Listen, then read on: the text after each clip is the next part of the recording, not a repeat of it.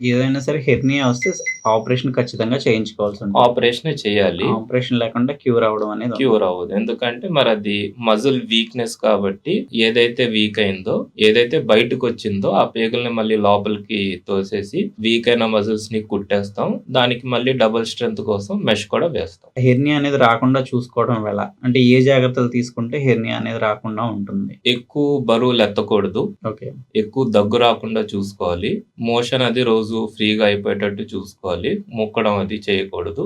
Okay. Wait అది ఎక్కువ ఉండకూడదు. సాధారణంగా ఆడవాళ్ళలో ఎక్కువ పొట్ట భాగం హెర్నియాలొస్తాయి. మగవాళ్ళలో పొత్తు భాగం హెర్నియాలు ఎక్కువొస్తాయి. పొట్ట భాగంలో వచ్చే హెర్నియాలని ఏమంటారు సార్? అబ్డామినల్ హెర్నియాస్ అంటాం. Ventral hernias. ఓకే. అది బొడ్డు దగ్గర రావచ్చు.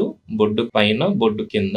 ఇవి చాలా కామన్‌గా వస్తాయండి. ఎందుకంటే మనకి సెంటర్‌లోనే వీక్‌నెస్ ఎక్కువుంటుంది. ఓకే. మజిల్స్ విడిపోయి ఓకే. మనకి పొట్ట భాగం హెర్నియాలు అక్కడే ఎక్కువొస్తాయి. లాప్రోస్కోపీ పద్ధతి ద్వారా చేయడం వల్ల ఏమైనా అడ్వాంటేజెస్ ఏమైనా ఉంటాయా? అడ్వాంటేజ్ ఉంది. ఏంటంటే మనకు లాప్రోస్కోపీ ద్వారా చేయడం వల్ల మనం ఎక్కువ కట్ చేయట్లేదు. ఓకే. లోపల కూడా ఎక్కువ మనం మజిల్‌ని కట్ చేయం. ఈ లాప్రోస్కోపీ ద్వారా చేయడం వల్ల ఈజీగా మనం చేసేస్తాం. చిన్న చిన్న కన్నాలు పెట్టి. లాప్రోస్కోపీ ద్వారా చేసినప్పుడు కూడా మెష్ చేస్తాం సార్. మెష్ ఖచ్చితంగా వేస్తాం. Thank you sir. Thank you Santosh గారు.